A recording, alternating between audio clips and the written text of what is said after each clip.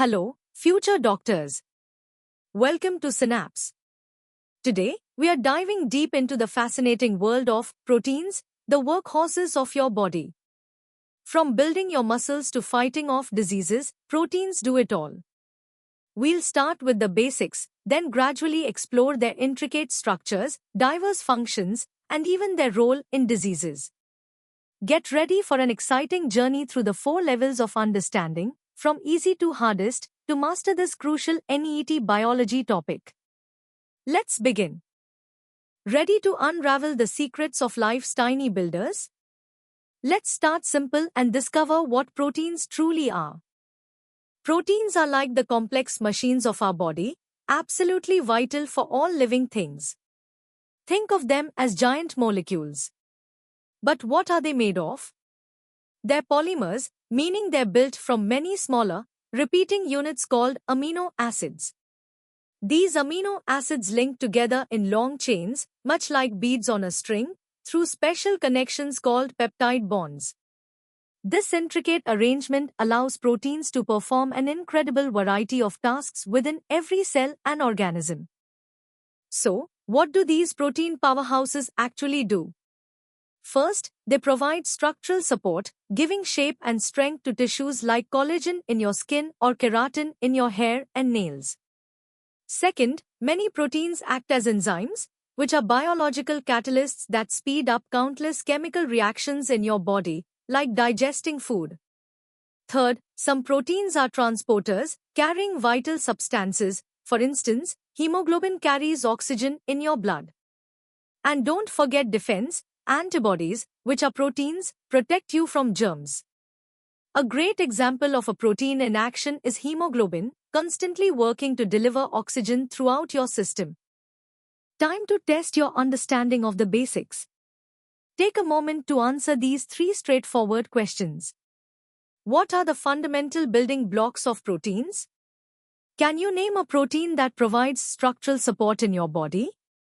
And finally, what's the primary role of enzymes in living organisms? Think carefully, and you'll get them right. Now that we've covered the basics, let's delve a bit deeper into the incredible complexity of proteins and their building blocks. At the heart of every protein are amino acids. Each amino acid is a unique molecule featuring a central carbon atom, an amino group, a carboxyl group, a hydrogen atom, and a distinctive side chain, or R group. It's this R group that makes each of the 20 common amino acids different. When 2 amino acids join, they form a peptide bond through a dehydration reaction, releasing a water molecule. Many such bonds create a long chain called a polypeptide. Importantly, some amino acids, termed essential, must come from our diet, while non-essential ones our body can synthesize. Proteins aren't just random chains, they fold into precise 3D structures crucial for their function. This folding occurs in 4 levels. The primary structure is simply the linear sequence of amino acids dictated by your genes.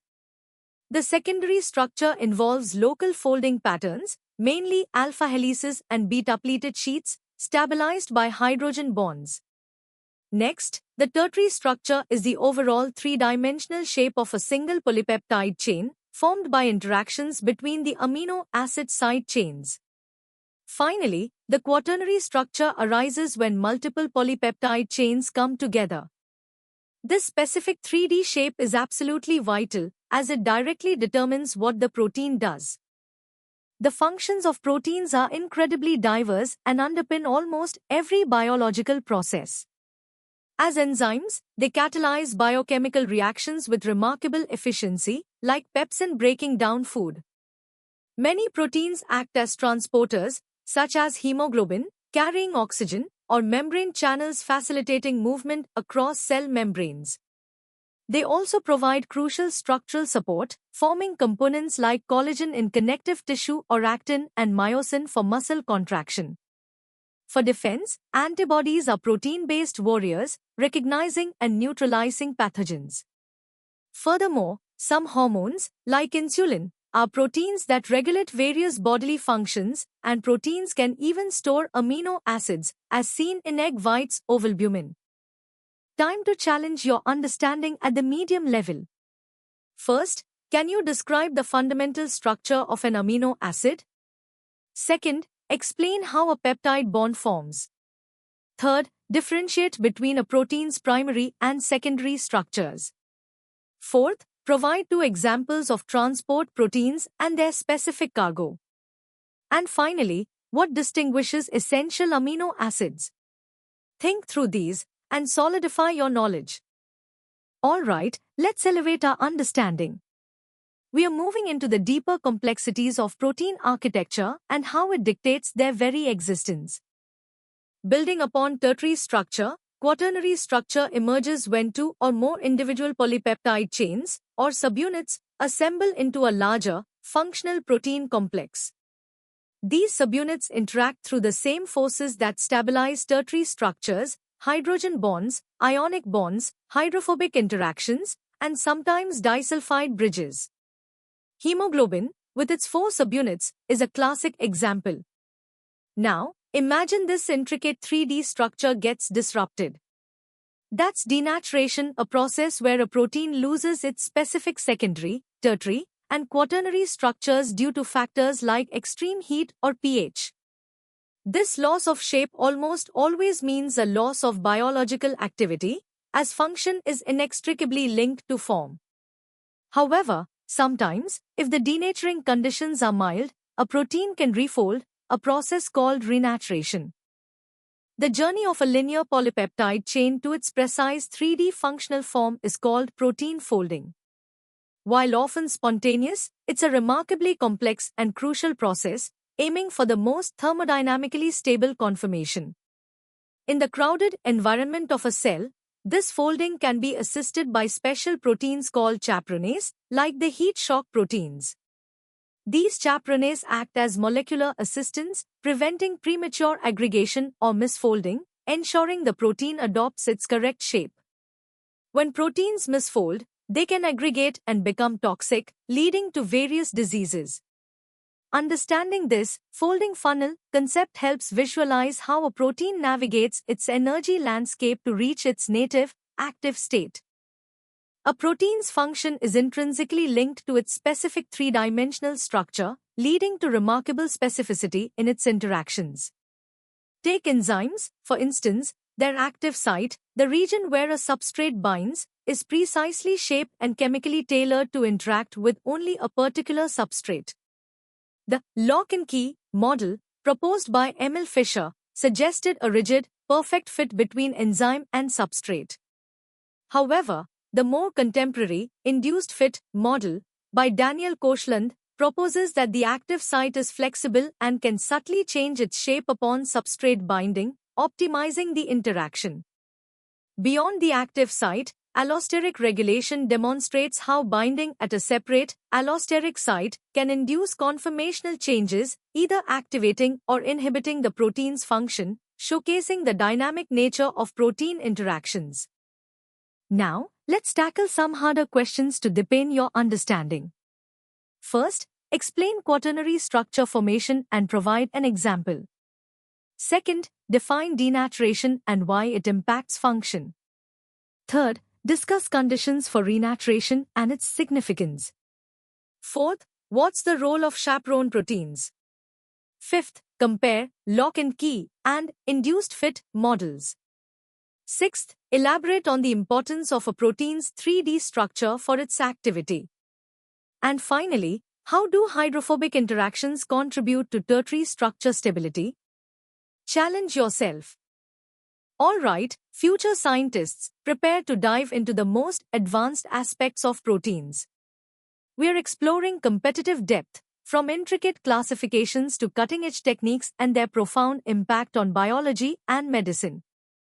Proteins can be broadly classified in several ways.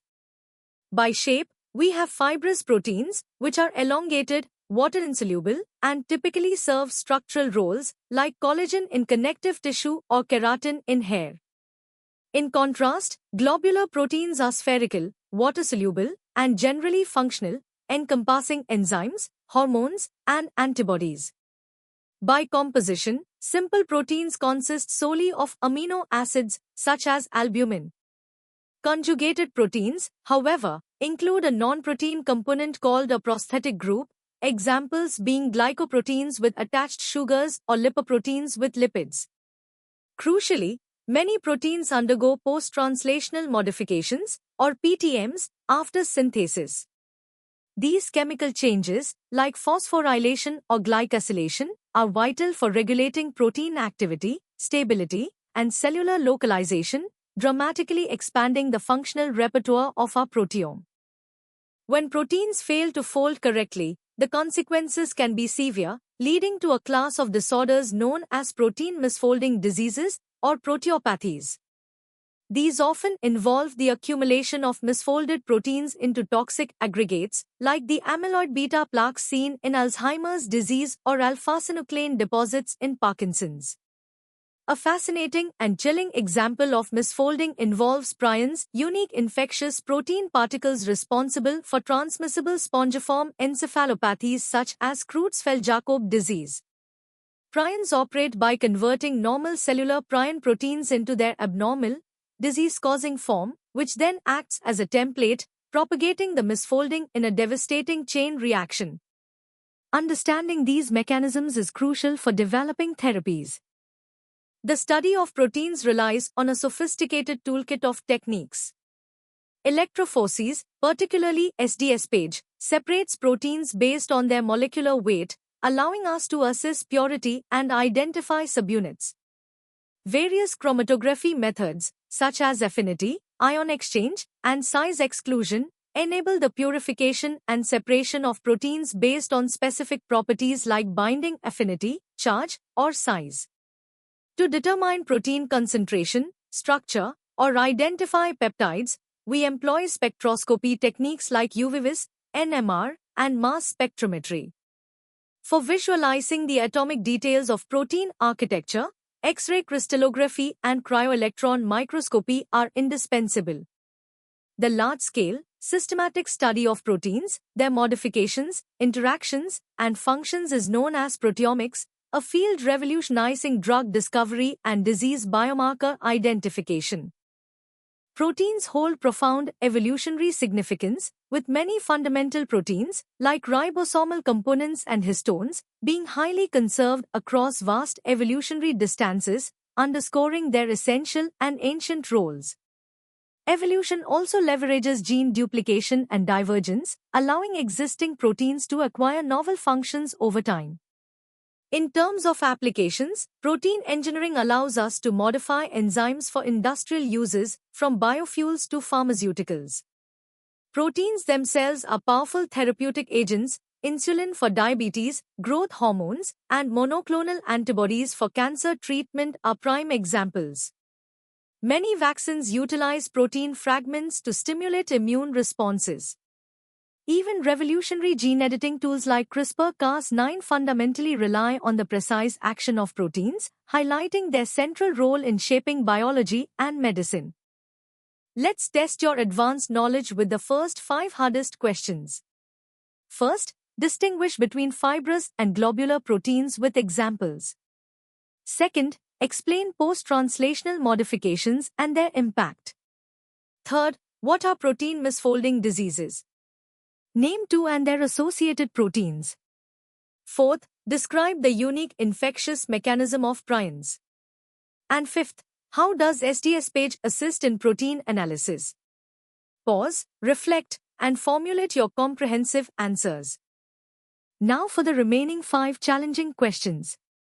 Sixth, outline the principle of affinity chromatography for protein purification.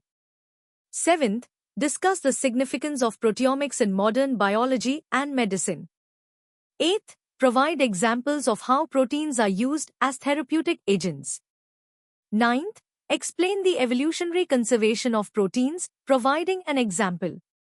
And finally, how does the induced fit model offer a superior explanation for enzyme-substrate interaction compared to the lock and key model, considering our current understanding? Good luck! And that brings us to the end of our in-depth exploration of proteins. We've covered everything from their basic building blocks to their intricate structures, diverse functions, and even their role in advanced medical applications and diseases. I hope you feel confident and ready to tackle any question on this crucial topic for any ET. For more such engaging and comprehensive educational content, make sure to visit synapse.omaps.in. Don't forget to like this video, share it with your friends, and subscribe to our channel for continuous learning and success. Keep studying hard, and see you in the next session.